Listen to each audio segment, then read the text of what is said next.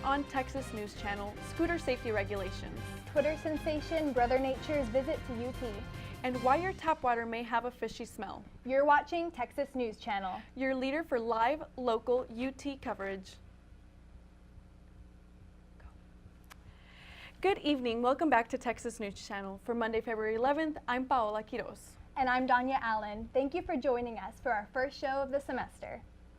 So, how are you? How was your first 2 weeks of the new semester? They've been going very well. I am so happy with my classes this semester. They've been keeping me busy, and I love being on a schedule, so I really appreciate it. That's good. I feel that too. I like being back on a routine. Yeah. All right. Well, I'm sure you noticed the smell over the weekend when washing your dishes or taking a shower, but what's the cause? Dead zebra mussels. Austin Water says the water is still safe to drink and use, and that the chemical that regulates the zebra mussel population was not in use when a tunnel was temporarily shut down at a treatment plant. While the tunnel was out of service, the mussels infested the water line. Once the raw tunnel was back in service, the mussels were killed by chemicals which made drinkable but smelly tap water. While Austin Water is working on a copper iron solution to help limit the mussel population, workers are hand scraping the mussels off the tunnels. We asked UT students on how the smell affected them.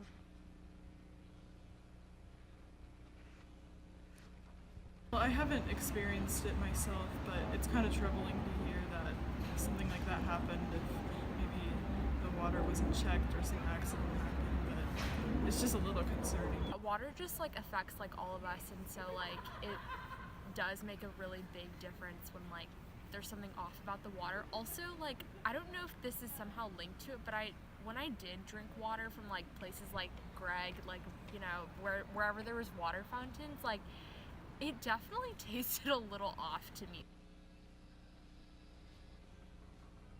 Scooters, you've seen them, we've seen them, many parts of Austin have too. And as convenient and fun as they are, they also can be dangerous. If you don't already practice safe scooter riding habits, you should start the next time you ride, and hopefully avoid a trip to the doctor's office. Since scooters were dropped off in Austin last year, students quickly learned the convenience of using them to get to class a little quicker or explore the city with friends. However, since September 2018, the University Health Services has seen at least 134 students with some sort of injury related to scooter accidents. Sometimes see 2 or 3 people a day who've been injured in scooter accidents. This is way more than we saw last year at this time when there weren't any scooters on campus. UT Health Services says it's not uncommon for students to come in with broken bones and head injuries. Parking and Transportation Services, another department that is heavily affected by the scooters on campus, put together a scooter safety management work group that released a report in December of recommended regulations for scooters on campus. One of the recommendations by the work group that's already been put into effect is impounding scooters that aren't parked in designated parking spaces or at a bike rack. The fee for impounding a scooter is $150, and it's up to the scooter company whether to pass that fee along to riders or not. The department is also looking to address other concerns students have. I think the most important thing for them is that we find a way to make sure that that scooters are used in a way that provide a really good utility for students while keeping everyone safe. Parking and Transportation Services says the top 3 things you can do to help ensure safety for yourself and others is pay attention, control your speed, and wear a helmet. Donya Allen, Texas News Channel. You might remember this story from last semester, when it was revealed that a fraternity was hazing students in an underground hatch after the Sigma Alpha Epsilon fraternity was suspended from campus. Some brothers continued to use the house under the name Texas Row. Well now, following a settlement, Texas Row and the Sigma Alpha Epsilon National Organization separated, stating complete disaffiliation. Texas Row states that it will continue as an independent fraternity organization and hopes to be reinstated with the university in the future. However, the university does not intend to recognize the organization. UT Mental Health Services is here to help students, but what about faculty and staff? The UT Police Department has a new program to help faculty members after traumatic events that happen on campus. UTPD's Victim Advocate Network, also known as VAN, is a trained team of UT staff that can help with mental health issues. Before VAN, UT faculty could use the university's Employee Assistance Program. However, after the death of a faculty member on campus, the department knew UT needed more help. Mayra Sigla Ramon was brought to the department last month to help get the program started. Statistics say that 22% of Longhorns struggle with food insecurity. This semester, UT Outpost is expanding their hours of operation for students in need of food, hygiene products, and professional clothing. The Outpost expanded their services to 4 days a week from its previous 2-day-a-week operation and continues to contribute to support campus environment. UT Outpost is fueled by donations and volunteers and aids many students in overcoming food insecurity. Thursday night marks the 1-year anniversary of Marjorie Stoneman Douglas High School shooting. Last week, Texas Governor Greg Abbott announced his legislative priorities in his State of the State speech. The topics of school safety and mental health stand at the top of Abbott's priorities. So far, State Senator Jane Nelson introduced a bill to expand mental health across the school districts across Texas. This spring, Texas lawmakers gather for the 86th legislative session. Throughout the semester, Texas News Channel will keep you up to date on all the news that matters to UT students. Thousands of Texans are worried they could falsely lose their right to vote. This comes after Texas Secretary of State David Whit Lee called for registrars to check voter citizenships instead. The search found that thousands have been placed on the non-citizen list. So far, a little over 1,500 citizens have been cleared, and there are nearly 3,000 still being reviewed. The Secretary of State's office announced a plan for businesses to help to put an end to human trafficking. It's called Texas Businesses Against Human Trafficking. Sam Taylor, Director of Communications for the Secretary of State's office, walks us through how businesses can implement zero-tolerance policies. I am very glad that they're taking this initiative to help prevent and stop human trafficking. I agree. I'm really interested to follow up on this and see what changes are made. We'll see. Coming up on Texas News Channel, how to name a cockroach after your ex-boyfriend or girlfriend just in time for Valentine's Day. And I'll let you know after the break what the on Valentine's Day. Stay tuned.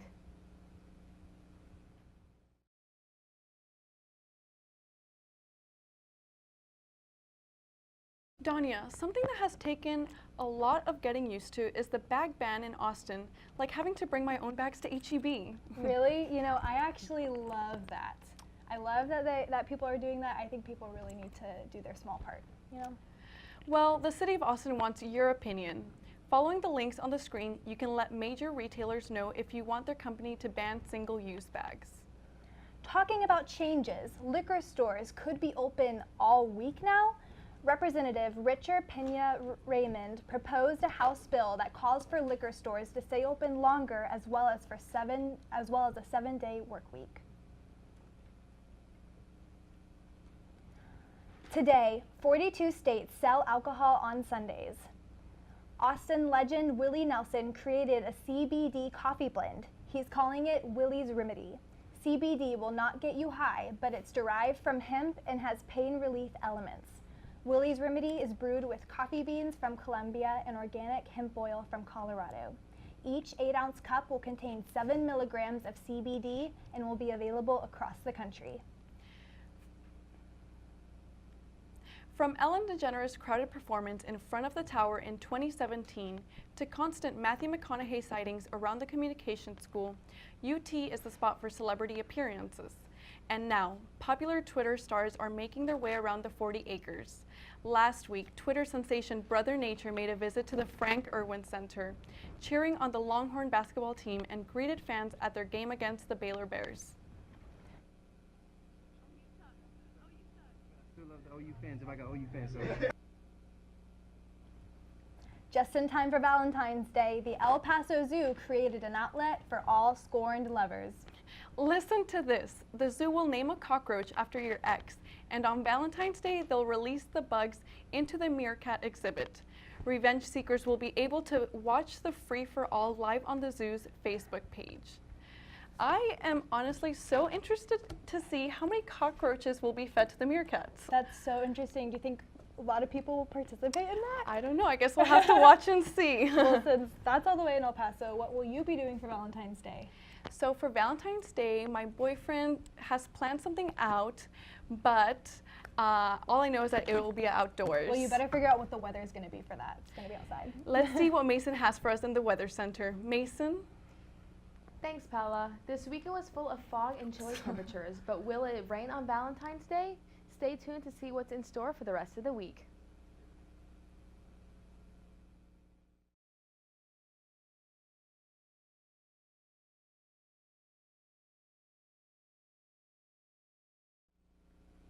Welcome back to Texas News Channel. Let's take a look at the weather and see what days we'll be needing our rain jackets. Today, there was a small shower around Austin with patchy fog and partly cloudy skies. Tonight, there's a slight chance of rain with a low around 45 degrees. But tomorrow, we are expecting clear skies with a high of 64 and a low of 38. The weather will continue around the mid-60s into Wednesday, but the low will go up to 51 degrees that night.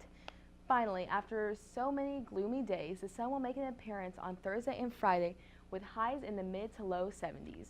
You should expect a small drop in the temperature this weekend, but at least there will still be mostly sunny skies through Sunday night. If you need me, I'll be petting dogs at Zilker Park this weekend. Live from the Weather Center, I'm Mason Carroll. Thanks, Mason. Don't go anywhere. We'll be right back with sports.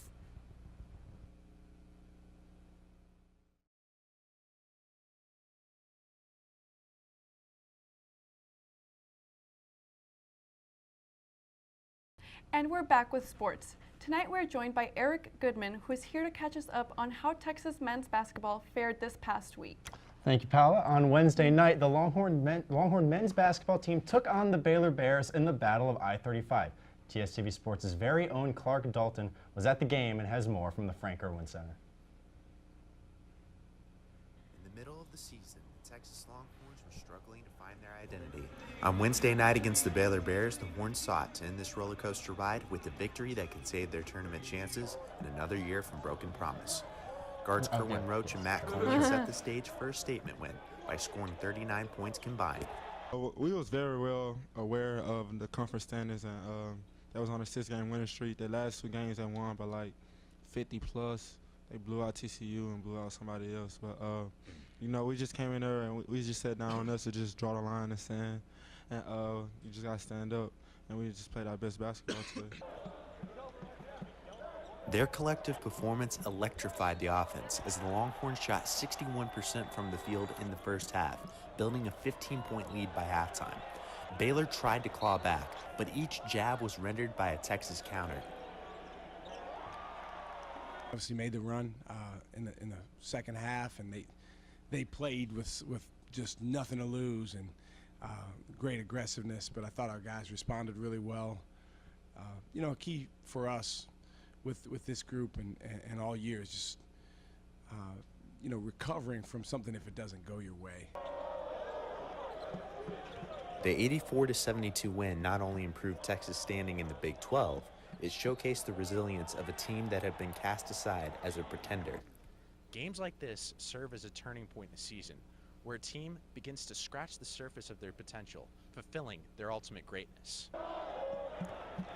If the Longhorns continue to feed off this performance, the remainder of the conference could be in store for a surprise. You know, we got 8 games left, and it's wide open for the taking, so I just want to take advantage of all these games. As of right now, one fact is clear. Don't write this team off, because pressure occasionally forges a diamond in the rough. From Frank Irwin Center, I'm Clark Dalton, TSTV Sports. Texas would finish out the weekend with a strong 75-53 win over the West Virginia Mountaineers in Morgantown. Freshman Courtney Ramey paved the way for the Longhorn victory with 19 points, tying his career high, and shot 5 of 6 from the 3. Thank you, Eric. In these last 2 games, freshmen like Ramey and Jackson Haves have stepped up to help Texas. How important is their help on the team?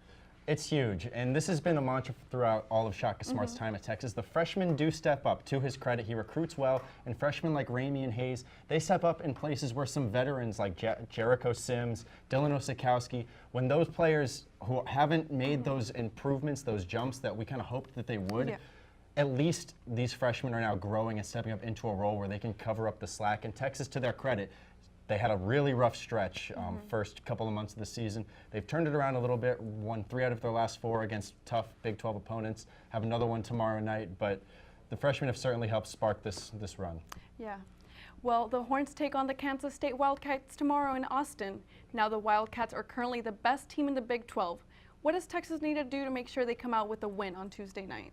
Well, so Kansas State, I don't want to call them a one-player team, but Texas already beat them once this year, but they were without Dean Wade, their best player, so it's just a matter of guarding Dean Wade. Jackson Hayes, Dylan Osikowski will be big to that end. Well, we'll just have to watch tomorrow and see then. Always a pleasure to have you on, Eric. Let's head over to Alaina to see what's new in Hollywood. Alaina? Thanks, Paula. Coming up next, we'll talk music's biggest night and controversy over Liam Neeson's new film. We'll be right back with your entertainment news.